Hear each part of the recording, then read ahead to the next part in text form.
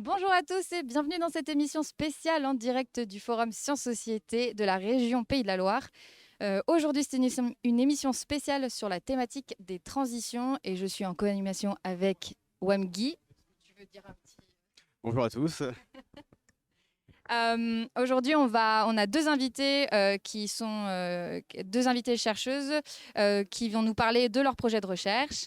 Et je vous les présente tout de suite. Nous avons Elsa Cariou du laboratoire Osuna de Nantes Université. Bonjour. Et nous avons Claudine, et votre nom de famille, je ne vais pas l'écorcher, Veuillez-Combier de la SFR Confluence et aussi du pôle Enjeu. Oui, Oui. c'est ça. Oui, tout à fait. Et donc de l'université d'Angers, pardon. Je me mélange dans mes... Et donc, nous allons d'abord commencer par Elsa, et puis ensuite, nous continuerons avec le sujet de Claudine. Donc, je vais passer la main à Wamgui, qui va nous présenter un petit peu donc, lui, qui il est, qu'est-ce qu'il fait, parce qu'aujourd'hui, on est sur la chaîne d'Écosciences, et aussi le collectif dont on fait partie, POC Science. Je passe le micro. Rebonjour, évidemment. Je vais me présenter un petit peu en premier. Effectivement, il y a peut-être des gens qui ne me connaissent pas.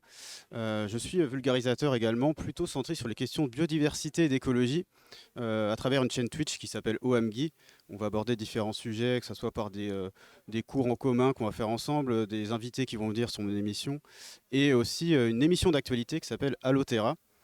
Et j'ai repris le concept de cette émission pour créer une revue qui s'appelle également Alloterra et qui va revenir notamment tous les mois avec un dossier de 3-4 pages sur approfondir un sujet précis. Donc normalement vous avez un petit exemple sur vos écrans. Et par exemple ce mois-ci c'est dédié aux pollinisateurs et leur relation avec les orchidées, la thématique. Et il y a également différentes rubriques dans toute cette revue qui revient tous les mois. Donc voilà pour moi de mon côté. Et comme Maïna l'a dit, effectivement, nous sommes dans un collectif qui s'appelle POC Science, qui est un collectif de vulgarisateurs et vulgarisatrices principalement sur Internet et notamment sur le Twitch, qui vont faire de la vulgarisation en live. Donc ça va être très très large, hein. Ça va être des sciences générales, de l'actualité, ça peut être de la chimie, de la physique, du spatial, de l'histoire. Donc c'est pas que les sciences dures, entre guillemets, c'est vraiment beaucoup plus large que ça. Ouais, art et sciences également. Et donc l'idée c'est de vulgariser en direct, ce qui est encore en cours de développement. C'est pas très commun pour l'instant, mais c'est très très plaisant à faire en tout cas. Donc n'hésitez pas à aller voir directement POC Science et les différentes personnes qui sont dans ce collectif, si ça vous intéresse. Pour info, il y a aussi une chaîne Twitch POC Science. C'est en développement pour des projets communs à tous les vulgarisateurs. Donc si vous voulez aussi suivre la chaîne, n'hésitez pas. Je te laisse introduire notre première invitée. T'es prêt? Bonjour. Donc on va pour l'instant parler d'un premier sujet effectivement qui va peut-être intéresser les gens qui sont habitants des littoraux, on va dire, potentiellement. C'est le projet Odyssée-Odyssée-L, j'espère que je prononce bien, correctement. Odyssée-Île. Odyssée-Île, pardon. Donc Elsa Cario, qui est du laboratoire Osuna de Nantes Université, qui va nous présenter le programme de sciences collaboratives qui a été co-animé par Agnès Balzer de LETG sur l'île-dieu, qui a conduit un projet avec Noirmoutier, Ouvéa et Mayotte, si on a tout bon. Donc je vous laisse présenter rapidement un petit peu ce projet, le contextualiser, expliquer un petit peu qui est partie prenante de tout ça et les objectifs de recherche qu'il y a derrière. D'accord. Alors, en fait, il ne s'agit pas d'un, mais de deux projets. Odyssée dans un premier temps, et puis l'une des suites d'Odyssée qui est Odyssée-Île. Donc, le projet Odyssée, il se focalisait, c'est un projet qui est toujours en cours pour partie. Il se focalise en fait sur la compréhension des phénomènes liés à l'érosion côtière. Donc sur l'île-dieu. Et c'est un projet de recherche collaborative donc dans laquelle les citoyens sont partie prenante, à la fois dans l'observation, mais aussi dans la compréhension justement de ce qui se passe et de ce qu'il y a derrière. La mairie de Lille-Dieu est évidemment partenaire, mais pas seulement. Donc, comme au départ du projet Odyssée, on avait plusieurs associations locales qui étaient partenaires aussi, ainsi que les collèges de Lille, parce qu'on trouvait que c'était vraiment hyper important d'impliquer les collégiens dans ce processus de compréhension de ce qui se passe. Et puis, donc, on avait aussi deux entreprises locales qui participaient parce que c'est pareil, là aussi, on trouvait que ça avait du sens voilà, de rendre partie prenante les gens qui travaillent sur le territoire. Et puis donc ce projet-là visait à mettre en place notamment des outils de compréhension, donc des outils d'observation, mais aussi des outils de recherche, hein, au sens le plus large du terme, qui soient donc tous collaboratifs et qui incluent systématiquement les citoyens dans le processus de recherche. Et puis, au bout de 3 ans, donc, les dispositifs collaboratifs qu'on a mis en place, notamment les dispositifs d'observation, eux, ils ont pour vocation de perdurer dans le temps. Donc, c'est pour ça que le projet Odysseus, techniquement, il n'est pas fini. Quand on a à nouveau des questions auxquelles on n'a pas répondu encore pour l'instant et pour lesquelles on a besoin d'observation, on réactive d'une certaine manière le projet. Et en parallèle, on a développé donc, le nouveau projet Odyssée Île qui, lui, s'empare vraiment de la question de l'érosion du côté, maintenant qu'on a un peu mieux compris ce qui se passe, qu'est-ce qu'on en fait? Comment est-ce qu'on fait pour traduire ça d'un point de vue juridique, d'un point de vue économique voilà, comment est-ce qu'on envisage le devenir de l'île maintenant qu'on en sait un peu plus sur les processus liés à l'érosion de cette même île? Et alors, Oui, si je peux me permettre, non, allez-y, juste, allez-y, continuez. J'avais une petite- on aurait pu se contenter, entre guillemets, de travailler sur l'île Dieu seul, mais on trouvait que c'était un peu réducteur parce que justement, le contexte insulaire, finalement, il est assez pluriel et toutes les îles ne se ressemblent pas, non pas.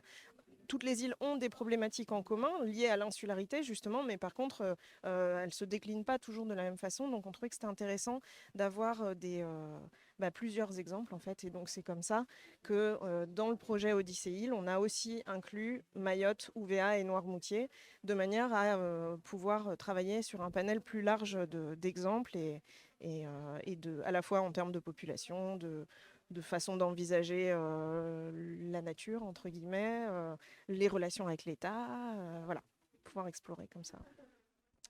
D'accord. Et donc, je vais revenir un peu sur le côté collaboratif de cette recherche. Quand ça fait partie un peu de la science participative. Enfin, dans l'idée, on parle souvent de science participative, mais moi, je trouve que collaboratif, c'est un mot, c'est un terme qui est un peu différent.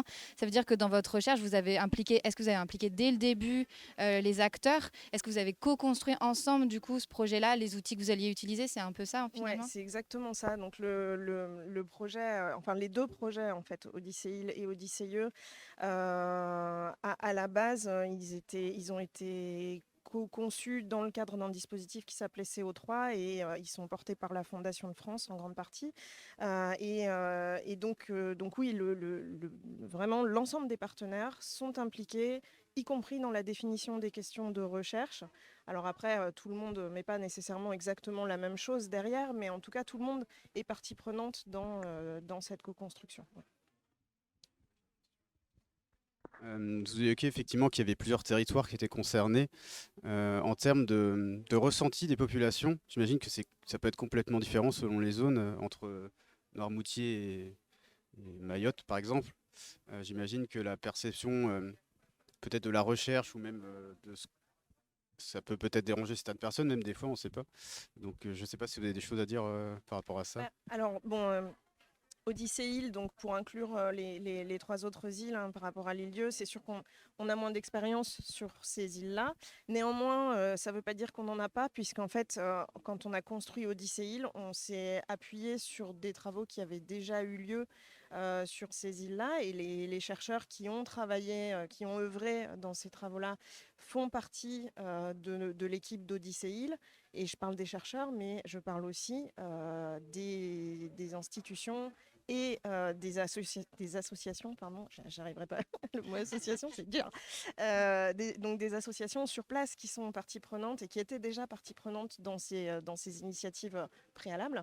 Et donc voilà. Donc en tout cas, tout ça pour dire que en termes de ressenti de la population, sur les 4 îles, les 4 populations n'ont pas la même expérience du projet parce que voilà, tout simplement parce que l'historique est plus récent sur certaines îles que sur d'autres. Néanmoins, on a quand même cherché à s'appuyer sur une antériorité justement de manière parce que on sait que une dynamique de co-construction, justement, une dynamique de recherche collaborative, ça se fait pas en claquant des doigts. Il suffit pas de dire on a envie de le faire pour que ça se fasse. Ça prend du temps, ça prend vraiment du temps, plusieurs années, et donc voilà, on a essayé de s'inscrire plutôt dans des choses qui étaient déjà un peu en place. Du coup, vous dites que ça prend plusieurs années. Là, depuis quand est-ce que vous avez commencé justement donc le premier projet Odysseus, vous l'avez commencé à peu près quand? Et donc après, là, vous imaginez ça, j'imagine encore sur quelques années. Parce que bon, on est quand même sur un sujet qui, de toute façon, va évoluer, enfin évolue constamment finalement. La question de l'érosion. On pourra peut-être un peu se concentrer justement sur ce sujet un peu après. Alors en fait, Odysseus, officiellement on a lancé le projet en 2018. Officieusement, on va dire que justement on avait déjà commencé à y réfléchir en amont avec les acteurs sur l'île-dieu en 2017. Et puis, moi je pense qu'il a bien fallu 4 ans pour vraiment arriver à faire percoler le projet au sein de la population ilaise et que tout le monde, d'une manière ou d'une autre, en ait un peu entendu parler et sache à peu près de quoi il s'agit, quoi. Et maintenant, quant à la temporalité, évidemment, on veut que ça perdure et c'est maintenant, on a vraiment un cap difficile à passer là. Parce que la dynamique de projet, justement, en général, on dit c'est un projet, c'est 3 ans, ou éventuellement, dans le meilleur des cas, c'est 5 ans, ok. Sauf que ça, c'est le temps pour lancer la dynamique. Et maintenant que la dynamique, elle est lancée, que justement les gens ont compris ce qu'était Odysseus, commencent à comprendre de quoi il s'agit par rapport à Odyssey et commencent à y participer, à y prendre part de manière active et efficace, c'est à ce moment-là qu'on va nous dire, en fait, ça y est, Odyssey c'est fini, maintenant il faut changer de projet, éventuellement changer de porteur de projet aussi. Et voilà. Oui, c'est vrai qu'il y a toute cette question-là, parce que bon, j'imagine aussi qu'il y a la question des financements, etc., pour pouvoir faire perdurer Bien les projets, évidemment. c'est toute la question de la recherche. Mais c'est vrai que, nous, quand on parle de recherche, souvent, on se dit, la recherche, c'est sur le temps long, ça peut pas s'arrêter au bout de 3 ans, ça peut pas être que Alors, 5 ans. d'autant plus dans des dynamiques d'observation où évidemment on lance des observations. Là, si on observe pendant 1 an et puis après, il y a des choses pour lesquelles une observation sur 1 an c'est déjà très bien. Mm. Mais quand on parle de dynamique environnementale, on a la variabilité annuelle, on a plein de choses comme ça qui font qu'évidemment 1 an c'est rien, quoi. Ouais. Tu as une question ou je peux continuer? Et du coup, sur la question de l'érosion, donc j'imagine que vous êtes parti avec un petit peu des hypothèses de recherche à la base. Vous les avez aussi peut-être un petit peu imaginées avec les habitants dans ce cas-là. Quand ils s'impliquent là-dedans, qu'est-ce que c'est un peu ces hypothèses de recherche? Là, est-ce que quand on parle d'érosion, on parle de conséquences sur la biodiversité? Enfin, de quoi on parle finalement? Alors, en réalité, on n'est pas vraiment parti avec des hypothèses de recherche, on est plutôt parti avec la certitude que les certitudes étaient incorrectes. Voilà, je dirais que l'hypothèse de recherche, c'était un peu ça, c'était de se dire, bon, on sait pas, on va commencer les observations, on va essayer de comprendre vraiment ce qui se passe, parce que on a le sentiment que réduire l'érosion côtière au problème de la hausse du niveau de la mer, c'est pas suffisant. Bon, moi, Agnès aussi, on est toutes les deux géologues, donc évidemment, on avait quand même quelques notions, on va dire, sur le sujet et nous-mêmes quelques certitudes, mais il y avait aussi de l'inconnu parce qu'effectivement, les sédimentologues, ce qui est notre cas, on va plutôt étudier les processus physiques, mais pas forcément justement ce qu'il y a derrière, ce qu'il peut y avoir derrière aussi de culturel. Et donc en ça, c'est Odysseus comme Odyssey sont des projets transdisciplinaires et pluridisciplinaires. Et en fait, c'est aussi toute leur richesse parce que justement, on a pu aller explorer d'autres champs et se rendre compte qu'il y avait effectivement plein d'autres facteurs qui entraient en compte, des choses qui étaient complètement inconnues, y compris des habitants.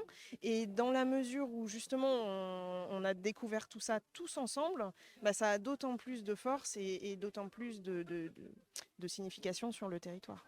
Oui, c'est prise de conscience et même eux peut-être dans leur manière de justement voir Exactement, aussi l'île la et manière d'habiter le territoire. Oui, voilà. Ouais. Ouais, c'est quand même, j'imagine que pour des Iliens, c'est hyper important de préserver leur île. Ils sont hyper attachés aussi Oui. à leur environnement. Donc il y a aussi cet enjeu-là, j'imagine. Tu as une petite question? Vas-y. Je vais revenir pour vous expliquer. On a eu une conférence ce matin qui parlait justement de comment un petit peu changer la perception qu'on pouvait amener dans la transmission de savoir et aussi dans les personnes qui sont impliquées dans des projets, etc. Et effectivement, là, je ne sais pas si vous pouvez prendre un exemple peut-être de quelque chose qui a évolué peut-être dans la perception de certaines personnes, des gens qui travaillent sur les littoraux, qui habitent sur les littoraux. Est-ce qu'en 4 ans, c'est ce que vous disiez, ça a mis à peu près 4 ans à évoluer et à infuser. Est-ce que vous avez vu des changements de comportement, des choses, ou de la façon de même de percevoir son milieu de façon plus, je sais pas, culturelle, ou des éléments qui apparaissaient juste comme un endroit où on se promenait sans trop faire attention, qui ont évolué, des choses comme ça? Alors, je peux pas parler dans l'ensemble, hein, puisque Lilieu, c'est une commune touristique. Il y a énormément de monde qui ne fait qu'y passer, et évidemment qu'on ne peut pas sensibiliser. C'est difficile aussi de parler pour l'ensemble des habitants à l'année de l'île, parce que évidemment, on n'arrive pas toujours à toucher tout le monde et pas tout le monde au même niveau. Mais néanmoins, oui, je crois qu'il y a... Alors, par exemple, on avait fait une exposition Art Science qui retraçait l'histoire géologique de l'île, parce on se disait qu'avant de parler de la dynamique actuelle du sable, c'était bien aussi de savoir d'où tout ça venait. Et finalement, on a eu énormément de retours de gens qui nous ont dit, quand on se balade maintenant sur les sites qui ont été mis en lumière par cette exposition, on ne les voit plus du tout de la même façon. Et ça nous a amené à voir notre territoire différemment. Donc ça peut être un exemple. Un autre exemple, c'est le fait d'être allé chercher les cartes anciennes, les photos aériennes anciennes, et se rendre compte que finalement, notre île, elle a énormément évolué au fil du temps. Et que quand on dit c'était mieux avant, mais c'était mieux avant quand? Est-ce que c'était dans les années 50? Est-ce que c'était au 19e siècle? Est-ce que c'était au 15e siècle? Est-ce que c'était au 3e millénaire avant Jésus-Christ? En fait, finalement, nous, notre île, elle est habitée depuis plus de 4000 ans, même, oui, sérieusement plus de 4000 ans. Et sa physionomie a évolué en permanence au fil du temps et de l'évolution de la civilisation qui était dessus, et de ses pratiques et de ses usages. Et donc rien que le fait de faire prendre conscience de ça, et de dire par exemple, on défend les bois qui sont plantés sur les dunes, en disant c'est des bois patrimoniaux, on les connaît depuis. Ah, on les connaît depuis quand? 1920. Et puis finalement, ils sont pas si anciens que ça. Et puis effectivement, peut-être on s'y est attaché au fil du temps.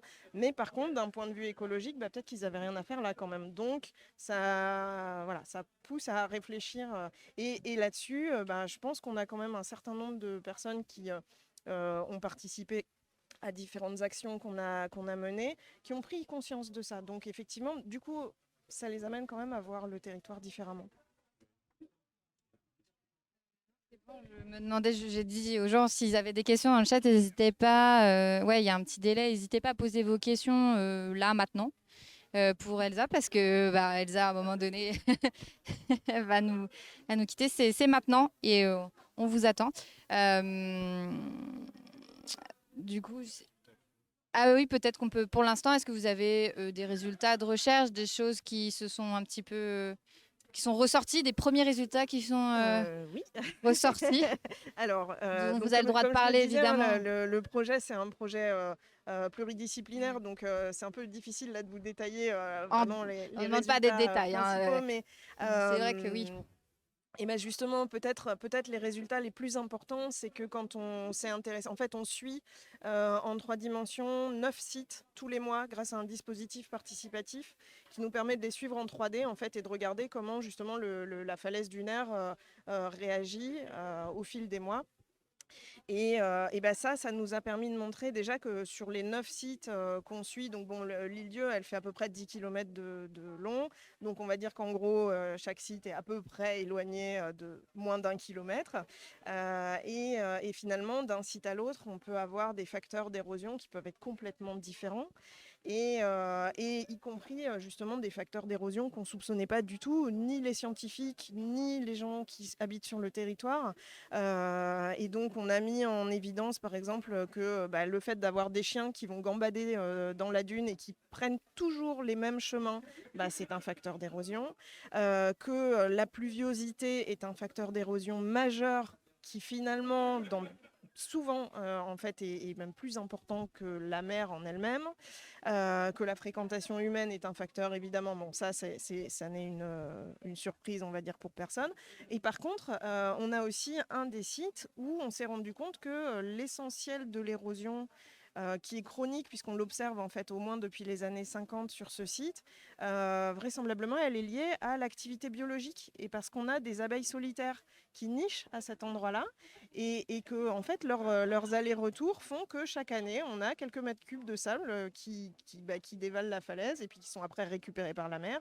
Et voilà. Et donc ça pose quand même vraiment des questions, parce que ces abeilles, elles sont là. Au-dessus, il y a un parking, donc forcément, naturellement, l'humain a tendance à se dire: ah là là, mon parking, comment est-ce que je vais protéger, voilà.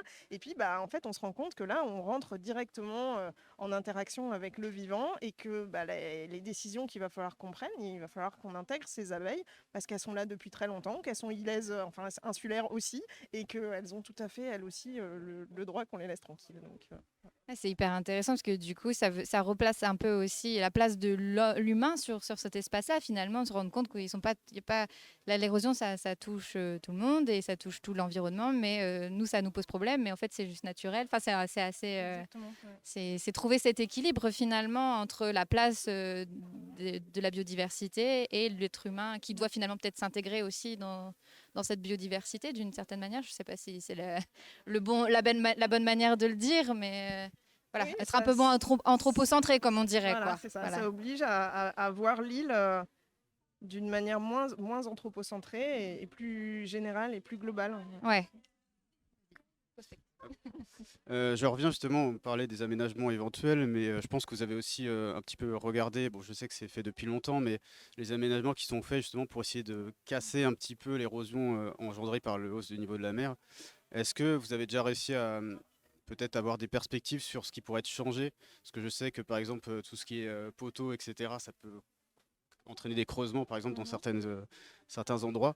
Est-ce que vous auriez déjà trouvé des perspectives pour faire évoluer un petit peu les pratiques vis-à-vis de ça? Oui, alors donc ça, on est vraiment en plein dedans, hein, avec Odyssée Île. C'est vraiment ça, c'est comment est-ce qu'on fait pour réfléchir et trouver des solutions qui soient applicables sur nos îles, en sachant qu'effectivement, on a des contraintes qu'on n'a pas nécessairement quand on est sur le continent, parce que tout de suite, faire venir du matériel sur les îles, c'est plus compliqué. Implanter des solutions, alors qu'on n'est pas forcément très nombreux sur les îles, est-ce que économiquement ça vaut toujours le coup par rapport à des grosses villes ou pas? Voilà, donc on a des contraintes qui sont un peu différentes, et tout l'enjeu, c'est effectivement, en tant que scientifique, nous, ce qu'on peut faire, c'est montrer le panel de solutions possibles, éventuellement apporter un éclairage sur les chiffrages, sur l'efficacité, évidemment, hein, des différentes solutions. Mais à la fin, nous, on ne peut pas dire... enfin, on n'est pas prescripteur.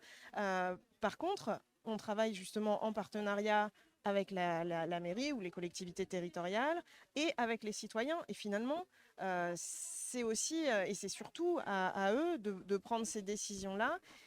Et le travail, il doit se faire en concertation. Et effectivement, juste une mairie, elle peut pas faire ce travail-là toute seule. Juste les citoyens, ils peuvent pas le faire tout seuls. Et juste les chercheurs, on peut pas le faire tout seul. Mais par contre, si on s'y met tous, là, on peut arriver à quelque chose. Et donc ça, on est vraiment en plein dedans. Et alors notamment sur l'île-dieu, on est en train de mener là en ce moment, on en avait encore un la semaine dernière, le week-end dernier, des ateliers de concertation justement qui nous permettent d'avancer sur la question. Et là, on travaille sur 2 sites ateliers. Je pense qu'on va arriver à des solutions assez intéressantes et innovantes.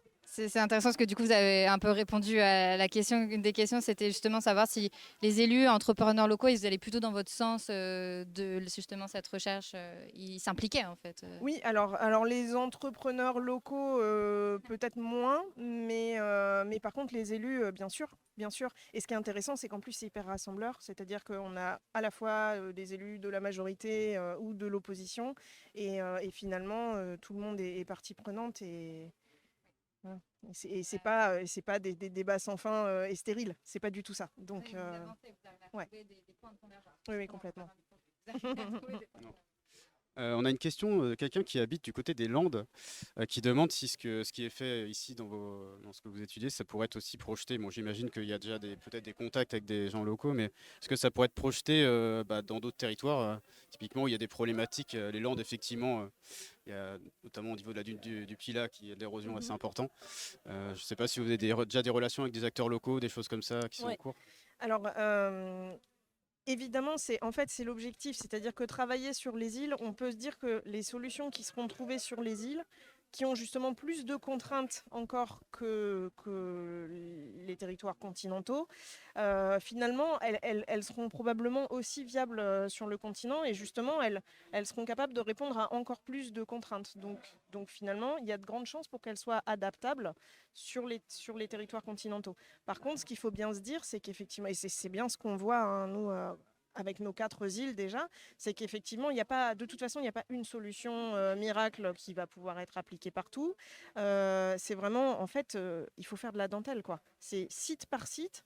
Chaque site a ses problématiques, chaque site a du coup des solutions possibles différentes et bah, il faut bien connaître chacun des sites. Et là-dessus, la population est évidemment la meilleure en fait, source d'information parce qu'en tant que chercheur, quand on arrive sur un endroit qu'on ne connaît pas, même si on a plein de connaissances théoriques, etc., bah, la connaissance du terrain, c'est les gens qui sont sur place qui l'ont.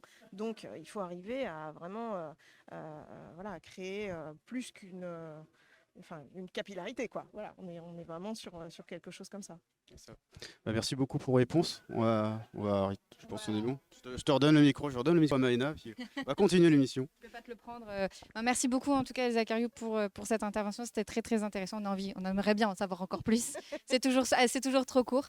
Mais on peut vous, si vous souhaitez retourner finir votre Bah, repas. si jamais certains veulent pousser Ouais. l'exploration Ah bah oui. de nos projets, donc on a un site qui s'appelle odysseie.org. Et on a aussi, ça c'est pour le projet Odyssée évidemment, et pour le projet Odyssée il fait partie des projets de recherche donc, de l'OSUNA, l'Observatoire des sciences de l'univers de Nantes Atlantique, et on peut trouver plein de renseignements sur le site de l'OSUNA. Eh ben, est-ce que tu pourras mettre dans le, dans le chat le lien du site pour les gens comme ça Merci. Je demande à notre. Merci beaucoup en tout cas. Le micro, eh bien, vous pouvez le rendre à Guillaume, comme ça on va éviter de se changer le micro à chaque fois. Merci beaucoup. On va continuer. Merci beaucoup. Au revoir. Du coup, on va continuer avec notre deuxième invité qui était là et pour écouter tout le. Si vous aviez des questions, vous auriez pu si vous le souhaitiez aussi, mais on va enchaîner. Donc du coup, on est avec donc Claudine Veuillet-Combier, comme je vous l'ai dit au tout début. Qui est donc de la SFR Confluence, qui est donc c'est un, alors je ne vais pas dire de bêtises, SFR c'est Structure Fédérative de Recherche. Structure Fédérative de Recherche. Merci beaucoup. Qui regroupe en fait donc les unités de recherche des UFR de lettres, langues, sciences humaines, droit, économie et gestion de l'université d'Angers. Et vous faites aussi partie du projet Éco-Jeux. Vous présenterez le projet Éco-Jeux et vous faites partie aussi d'Enjeux qui travaille notamment sur les questions plutôt autour des jeunes, des enfants, donc sciences sociales plutôt autour des enfants, si je ne dis pas de bêtises. Et donc là, aujourd'hui, vous allez nous parler d'un projet donc Éco-Jeux qui aborde notamment l'éco-anxiété chez les jeunes. C'est ça. Et qui est aussi finalement pas participatif, mais en tout cas, il y a une implication de ces jeunes dans votre recherche. Vous pouvez peut-être nous présenter, contextualiser un peu ce projet-là en 5 minutes, quoi. Enfin voilà, petit pitch. Oui, ça marche. Merci de me déjà donner l'occasion de présenter ce projet qui me tient beaucoup à cœur. Juste peut-être pour me présenter, je voudrais préciser un petit élément. Je suis aussi directrice adjointe de l'unité de recherche CLIPSI, clinique contemporaine et processus subjectifs. Voilà, et également un élément qui est important, c'est que je suis psychologue aussi au service de santé universitaire pour les étudiants. Donc du coup aussi à cette place-là, ça me permet aussi d'avoir une écoute, je vais dire particulière sur l'anxiété du côté de la jeunesse, la façon dont elle s'exprime à cette période de la vie. Alors effectivement, moi je suis responsable du projet Éco-Jeux. Alors c'est un projet, contrairement à ce qui a été présenté tout à l'heure, c'est un projet émergent, c'est-à-dire il a quelques mois de vie seulement, ce projet, il est exploratoire et il est également transdisciplinaire. Il regroupe on va dire, 9 chercheurs, une équipe de 9 chercheurs qui sont d'appartenances disciplinaires différentes.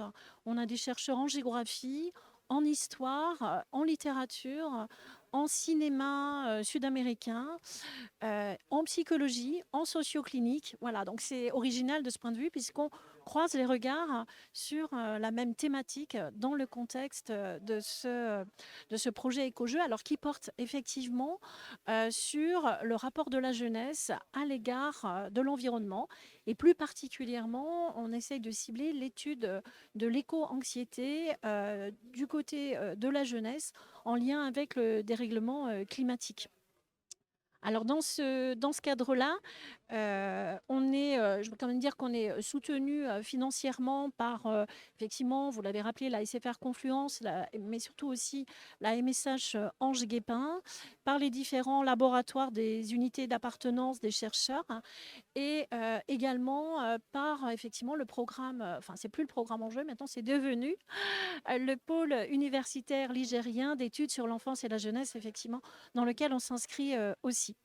Et dans ce cadre-là, donc, on essaye de réfléchir à la façon dont les catastrophes environnementales, dans la façon dont les crises de tout ordre qui s'annoncent, je dirais, aujourd'hui, vont venir bouleverser leur rapport au monde des jeunes, influer sur leur projection vers l'avenir. Alors, il y a une étude qui a été publiée en 2021 par le Lancet, hein, qui portait sur 10 000 jeunes entre 16 et 25 ans, issus de différents pays du monde, et qui a indiqué que sur cette population sondée, 75% des jeunes interrogés voyaient l'avenir comme effrayant. Voilà, donc nous, en Pas très fait, rassurant. ouais, ça rassure pas vraiment. Mais ça dit quand même, je dirais, l'état d'inquiétude de la jeunesse aujourd'hui. Et du coup, ça paraît important d'essayer de comprendre qu'est-ce qui se joue là, comment ça bouleverse aussi, je dirais, le rapport que l'on a avec soi, avec les autres, avec le monde, avec le vivant, avec l'avenir. Et qu'est-ce qu'on peut proposer peut-être aussi, ou qu'est-ce qu'on peut déjà comprendre, ou comment on peut identifier l'émergence, je dirais, de cette inquiétude qui tend à se généraliser au sein de cette population, et pourquoi peut-être un peu plus spécifiquement au sein de cette population-là que représentent les jeunes. Du coup, nous, on va s'intéresser à cette notion d'éco-anxiété, qui est une notion, un néologisme, on dit, un nouveau terme qui est émergé depuis quelques temps. Il a été proposé par une chercheuse en santé publique, hein, qui s'appelle Véronique Lepage, et qui a proposé ce terme dans les années 97, en 1997, pour désigner en fait la crainte que l'on peut avoir pour l'avenir de la planète, et pour désigner l'anxiété que cela peut susciter, cette incertitude sur le destin planétaire, avec le constat que ça peut générer différents sentiments, comme par exemple l'anxiété, l'impuissance, la tristesse et la culpabilité. Par ailleurs, on a aussi, par rapport à ce concept, je dirais un manque de consensus scientifique, hein, sur sa définition. Et notamment, on emploie aussi d'autres termes. Par exemple, on va parler d'éco-anxiété, mais on va parler aussi, certains préfèrent, d'éco-lucidité ou d'éco-colère. On aura aussi un autre terme qui, je dirais, tend aujourd'hui à se répandre, qui est le terme de solastalgie. Alors, la solastalgie, voilà, c'est un terme comme ça, un peu nouveau, on ne connaît pas nécessairement. Ouais, vous avez jamais entendu. Mais la solastalgie, en fait, c'est un terme a été proposé par un philosophe, alors cette fois-ci un philosophe australien, dans les années 2000.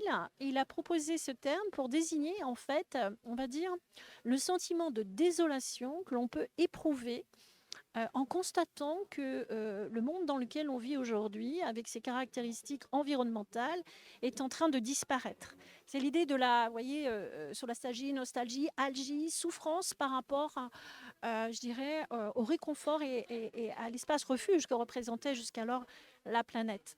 Alors, par rapport à éco-anxiété ou solastalgie, il y a une différence, je dirais, d'appréhension qui est liée au fait que l'éco-anxiété, c'est la crainte anticipatrice liées à l'avenir. Alors que la solastalgie, c'est plutôt une expression de regret dans ce qu'on est déjà en train de perdre. Vous voyez les deux postures. J'ai plein de choses encore à dire, mais Oui, peut-être j'attends que vous me est-ce posiez des qu'on vous questions. poser des petites questions? Ouais. J'imagine que vous avez plein de choses à dire. Le sujet est quand même très vaste. En plus, si vous dites que c'est une recherche qui est transversale, j'imagine que vous touchez à plein au sujet de façon différente. Je cherche mes mots. Mais moi, j'avais une question. Je sais pas si c'est juste mon point de vue. Je fais un peu partie de cette génération-là. Moi, je suis née à la fin des années 90. Donc, cette question de l'éco-anxiété, elle est très, très présente. Alors, je dis pas que tous les gens de mon âge ressentent ça, mais je pense qu'il y a quand même quelque chose d'assez présent.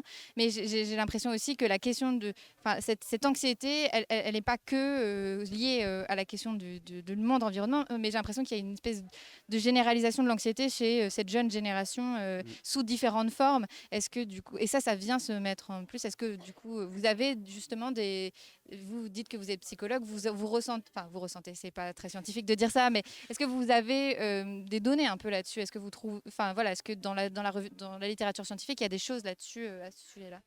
Oui, non, mais je trouve que votre remarque est tout à fait intéressante parce que, effectivement, mon sentiment, en tout cas, c'est que l'éco-anxiété, je tiens quand même à dire que ce n'est pas une pathologie. Ouais, ça, c'est important parce que c'est vrai qu'il y a débat autour de cette notion. Est-ce que c'est une notion qu'on doit pathologiser ou est-ce qu'au contraire, il faut considérer que c'est une réaction normale, adaptative, au vu des éléments de réalité qui sont observables et pour lesquels nous alertent les rapports du GIEC, etc. Donc ça, je voulais quand même le dire en passant. Vous faites bien. Ouais, pardon. Vous faites bien. Ouais, je crois que c'est important. Par ailleurs, pour répondre à votre question, alors ce que j'ai pas précisé, c'est qu'on travaille évidemment avec les étudiants et avec des lycéens sur cette question, hein, qui réfléchissent avec nous. Bon, j'aurai peut-être le temps plus tard d'expliquer comment on travaille avec eux. Mais en tout cas, à l'occasion de ce travail, ce qui apparaît, c'est qu'effectivement, l'anxiété, elle est générée par des questions environnementales, mais aussi par des questions, je dirais, plus larges, qui concernent, j'ai envie de dire, les inégalités dans le monde, les discriminations, qui concernent l'injustice sociale, la précarité économique, qui concerne l'insécurité liée aux guerres en Ukraine, à ce qui se passe dans la bande de Gaza. Ben, tout à coup, on est dans une situation, en tout cas ça me donne ce sentiment, et à travers les premiers éléments recueillis auprès des jeunes et à travers mon expérience de psychologue au service de santé universitaire, j'ai le sentiment qu'il y a une montée de l'anxiété qui est liée à un contexte sociétal et qui apparaît de plus en plus insécure et qui semble bloquer en fait les projections d'avenir, à un point qui va d'ailleurs même parfois jusqu'à interroger la question du désir d'enfant, par exemple, aujourd'hui, où finalement cette question, elle prend une autre dimension peut-être que celle qui existait préalablement. Et juste pour répondre encore je vais essayer de pas être trop bavarde parce que vous voyez, j'ai une tendance. Mais il y a la question, ça va. Il y a une autre peut-être explication. Il y a quand même aussi la question de la pandémie. La pandémie qui a quand même aussi beaucoup impacté, je dirais, pas que la jeunesse, hein, tout le monde a été impacté évidemment, mais j'ai envie de dire que les jeunes aussi ont été particulièrement touchés par ce temps vécu là.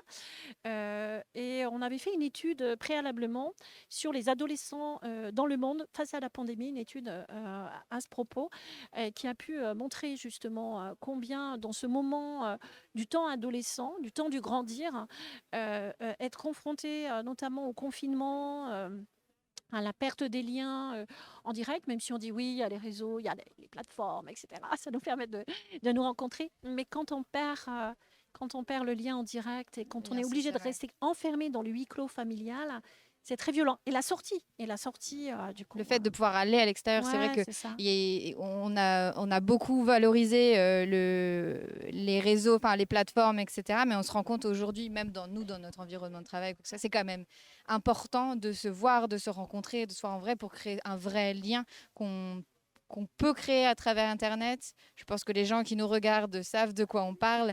On peut créer du lien à travers Internet, mais ça peut rester on a besoin de se voir en tant qu'être humain. Je pense qu'il y a quelque chose aussi de très humain finalement dans ça. Je te laisse Oui, enchaîner. justement, j'ai un lien avec ça. Ça rejoint d'ailleurs le lien avec Écojeu.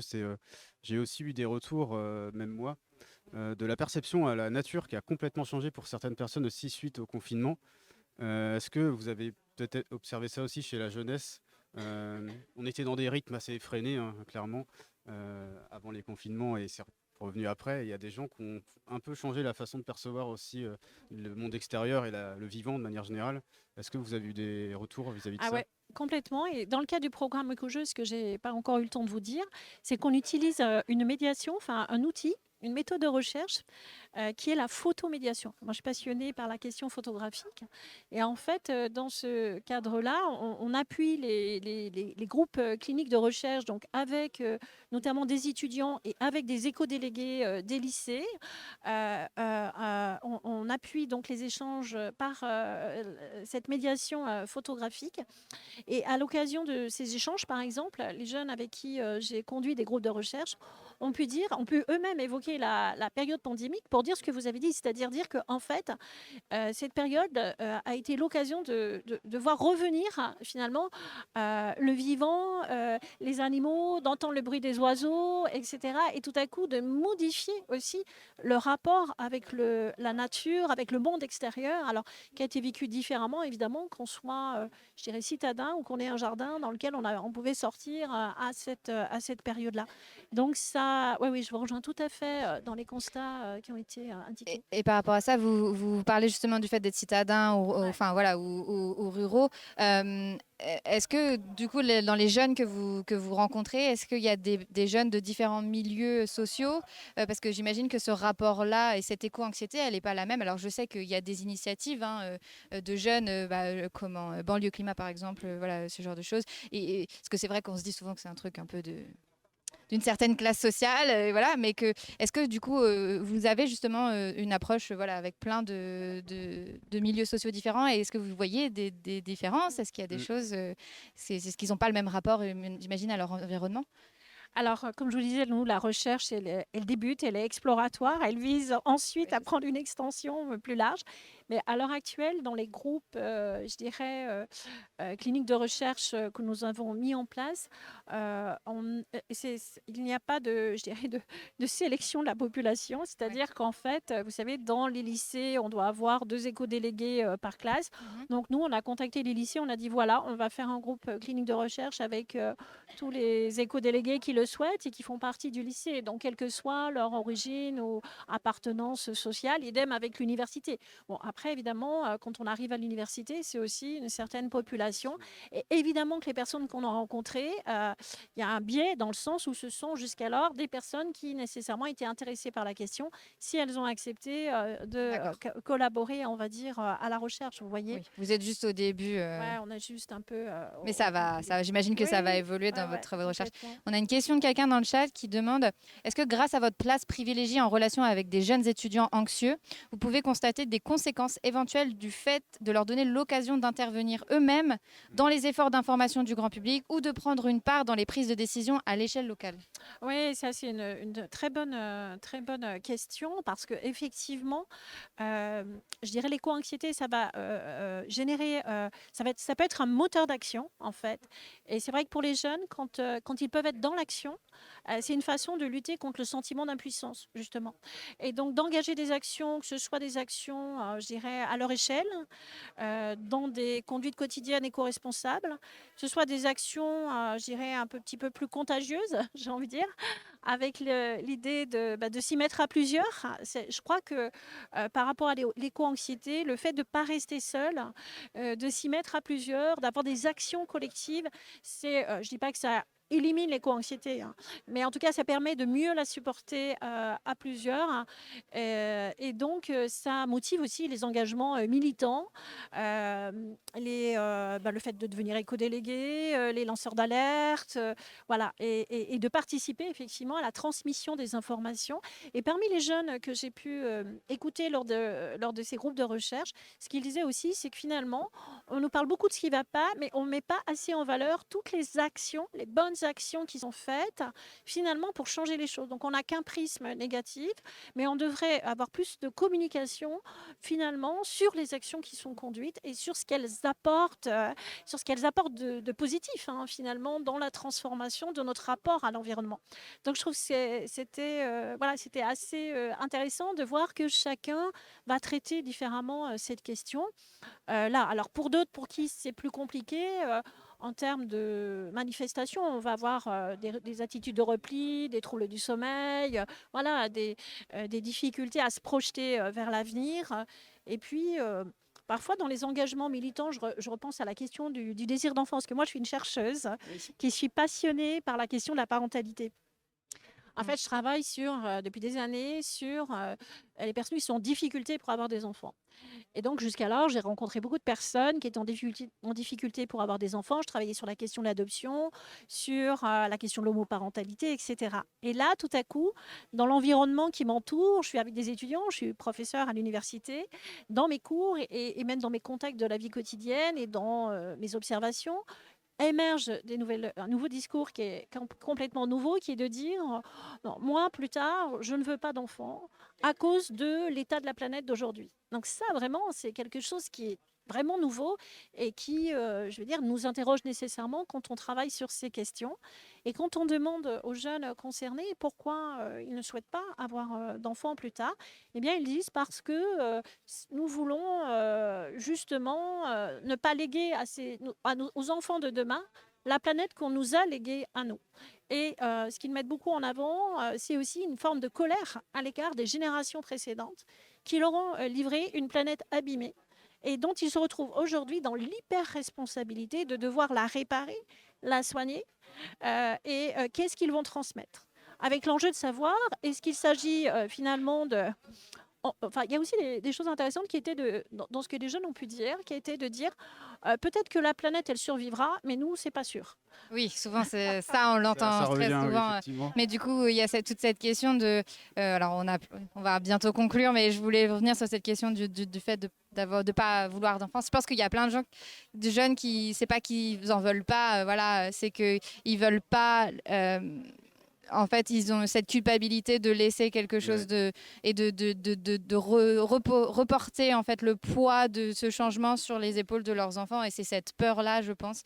Mais il y a aussi toute la question de si ces personnes-là qui ont conscience de l'impact qu'on peut avoir sur la planète ne font pas d'enfants, à qui ils transmettent leurs valeurs. Et c'est tellement, voilà, c'est très philosophique finalement. Mais... Oui, mais vous avez tout à fait raison, parce qu'on a les deux positions dans les jeunes oui. qui se sont exprimés, c'est-à-dire ceux qui disent il faut être responsable, et tant pis, je vais sacrifier en quelque sorte mon désir d'enfant pour sauver la planète, et je vais donc avoir un geste militant extrême. On a quand même de plus en plus, entre guillemets, quand je dis de plus en plus, mais quand même des jeunes qui très précocement demandent des stérilisations définitives. Donc bon, c'est plurifactoriel, bien sûr, mais quand même, ça peut interroger. Et donc, avec cette idée qu'il faut diminuer la population sur Terre pour faire descendre l'empreinte carbone. Même si on sait que ce n'est pas les pays les plus peuplés qui ont une empreinte carbone la plus élevée, mais c'est ceux qui consomment de façon capitaliste. Et donc, c'est plus le mode de consommation que l'augmentation de la population qui crée un problème. Et on a les autres jeunes qui disent, bon, bah, en fait, moi, je suis pour avoir des enfants parce que je suis militant et écologiste et que je veux transmettre ces valeurs à mes enfants. Et il faut que les générations de demain, ce soient des éco-générations.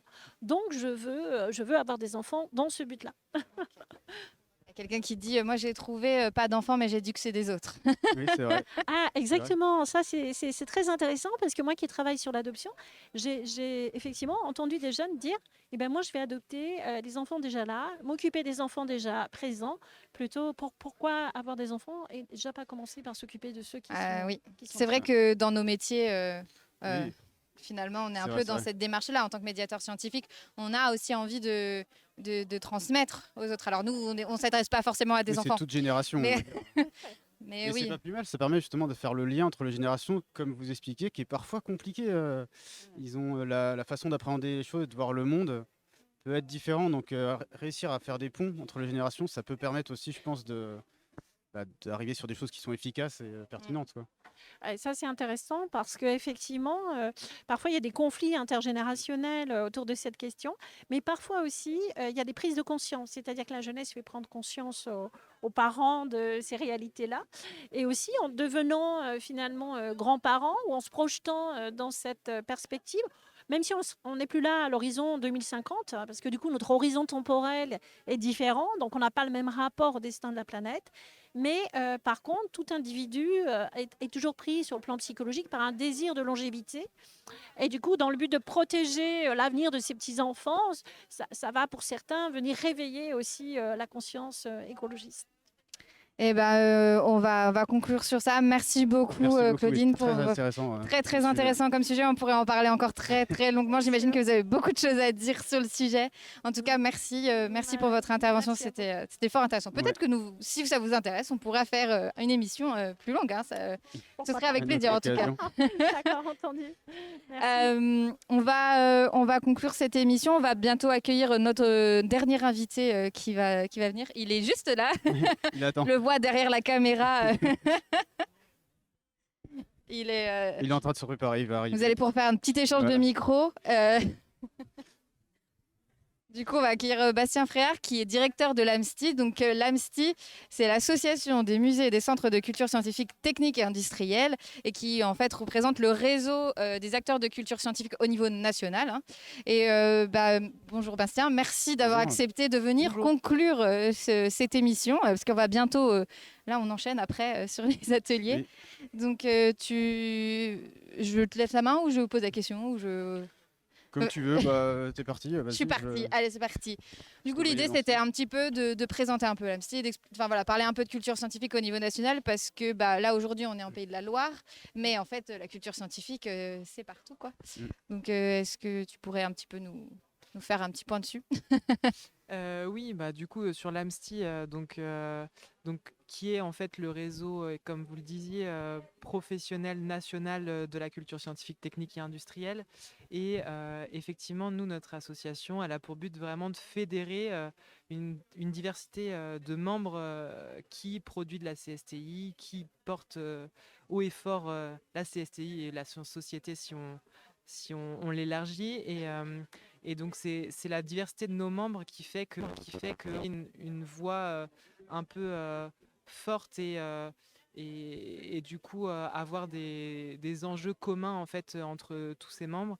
Donc pour revenir un peu sur la diversité de membres, on a autant des musées, des muséums que des centres de sciences, que des universités, des organismes de recherche, planétarium, aquarium. Donc c'est très vaste, mais c'est ce qui permet en fait d'avoir une réelle convergence entre ces différentes personnes et puis de pouvoir faire émerger des thématiques qui sont importantes. Donc là, clairement, en ce moment, sur la question des transitions sociétales et environnementales, c'est quelque chose qui est porté par l'association. L'aspect, tout ce qui est inclusion aussi, c'est important.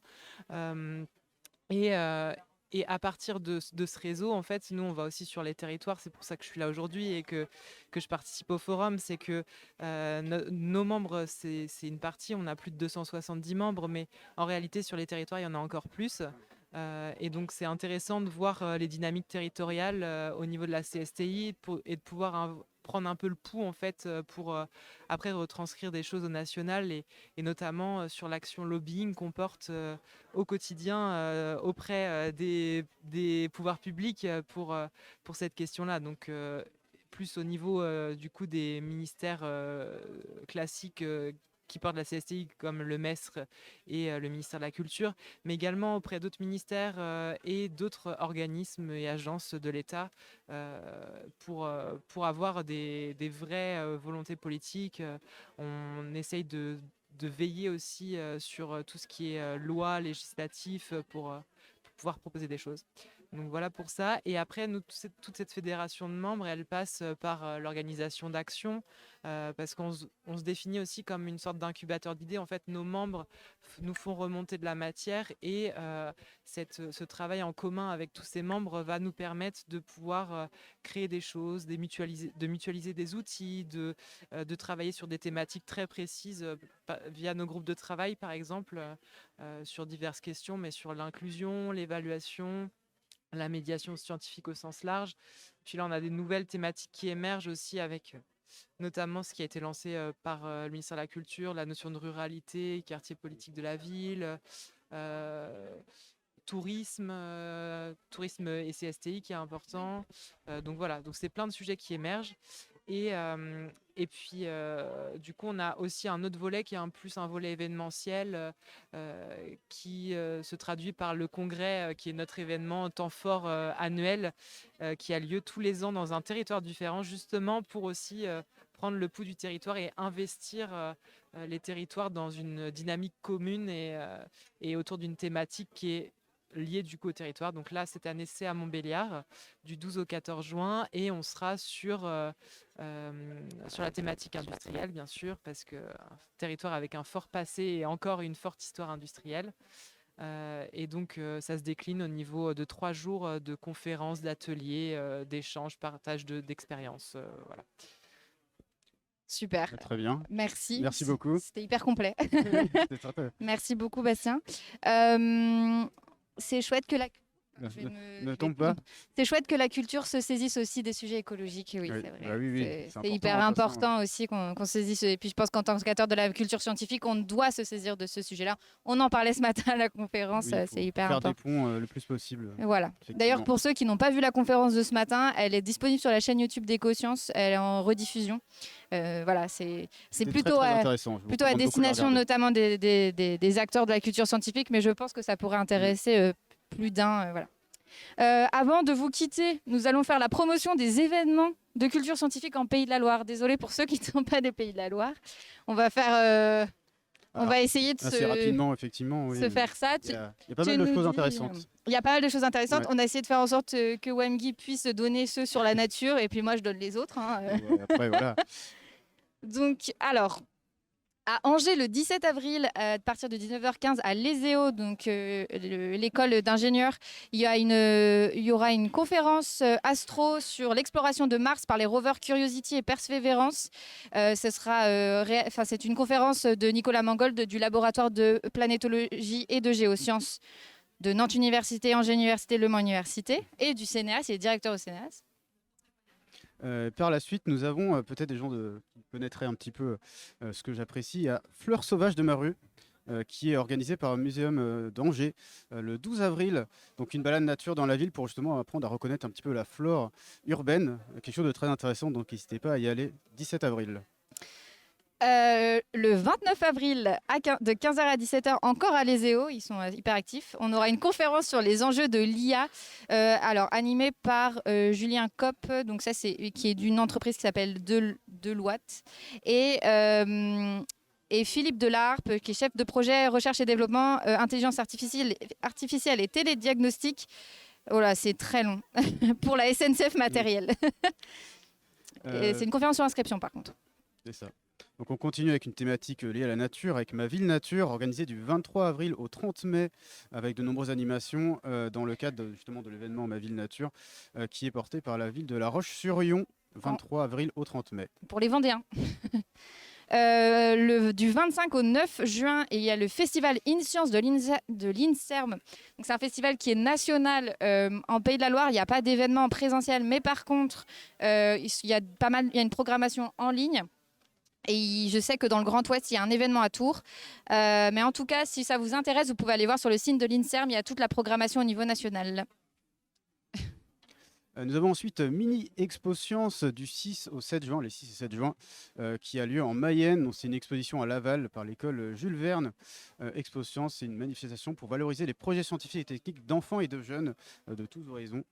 Donc ça a lieu en Pays de la Loire. Non, c'était la semaine dernière. L'événement, il avait lieu. La semaine En fait, dernière, Expo Science Vendée a eu lieu la semaine dernière. Le Là, gros événement avait lieu la semaine dernière. Là, c'est le mini. C'est le petit. la version mayonnaise. C'est la mini version. c'est les 40 ans de l'Ifremer cette année. Et donc, dans ce cadre, le Centre Atlantique de l'Ifremer organise des portes ouvertes du 5 au 7 juin dans leur laboratoire. Donc, si vous habitez à Nantes ou dans le coin, n'hésitez pas. C'est l'occasion d'aller rencontrer les chercheurs et les chercheuses de l'Institut. La Ciné-Expérience Cell World qui est organisée donc le 20 juin à Saint-Berthevin, ça si je ne me trompe pas. C'est une expérience immersive à la fois musicale et cinématographique pour explorer un petit peu les cellules du corps et découvrir un petit peu ça. Donc le 20 juin à Saint-Berthevin. C'est un événement qui est proposé par l'INSERM et le Zoom aussi, je précise. Et c'est une création de Explorer, qui est un groupe de médiateurs indépendants. Voilà, vas-y. C'est moi après, oui. Le Labo des Savoirs, en juin, diffusera une émission sur les transidentités. Alors l'idée, c'était de faire un sujet sur les transitions, mais on peut parler de tout type de transition. Donc voilà, tenez-vous, si vous voulez rester au courant des podcasts du Labo des Savoirs, vous pouvez les suivre sur leurs réseaux sociaux. Ils sont sur Instagram, surtout sur Instagram, et un peu sur Facebook, mais en tout cas surtout sur Instagram. Et c'est en direct sur Radio Prune tous les mercredis à 19h. Et un dernier événement pour les Nantais, apprendre en Anthropocène du 13 août au 1er septembre dans le cadre du voyage à Nantes. Les Nantais connaissent effectivement. Le CNAM Pays de la Loire vous propose une exposition immersive combinant art et éducation axée sur les thèmes des transitions justement. Elle propose un parcours intégrant une installation sonore interactive appelée Multitude et une méthode d'enquête journalistique via une plateforme numérique pour explorer les sujets d'intérêt collectif liés à l'eau. Donc les visiteurs sont encouragés à contribuer en partageant leur expérience d'apprentissage et leurs relations personnelles à l'eau pour enrichir la plateforme. C'est ça, tout à fait. Eh bien, je crois qu'on a fait le tour de tous nos événements. Merci à toutes les personnes qui nous ont écoutés aujourd'hui. Merci. Alors, notre Elsa Cariou est déjà partie animer son atelier. Oui, merci à Bastien, merci Claudine d'avoir participé à cette émission. C'était fort intéressant. On aurait envie d'en savoir plus, mais c'est trop. Merci à Écoscience et à Maïna pour l'invitation aussi. Avec plaisir. Merci à toi d'avoir co-animé avec moi cette émission. C'était un plaisir. Et nous, on se retrouve sur Écoscience le 25 avril pour une émission. Et toi, une émission, je précise quand même, sur l'économie des plateformes du numérique. On va parler des GAFAM et de l'exploitation de nos données. Et toi? Et moi, dès lundi, nous allons débuter un nouvel apprentissage sur les oiseaux. Ça sera les hirondelles des fenêtres. Ça intéresse des gens de découvrir ce magnifique oiseau. Évidemment. N'hésitez pas. Eh bien, à bientôt. Et puis, on se retrouve pour une prochaine émission.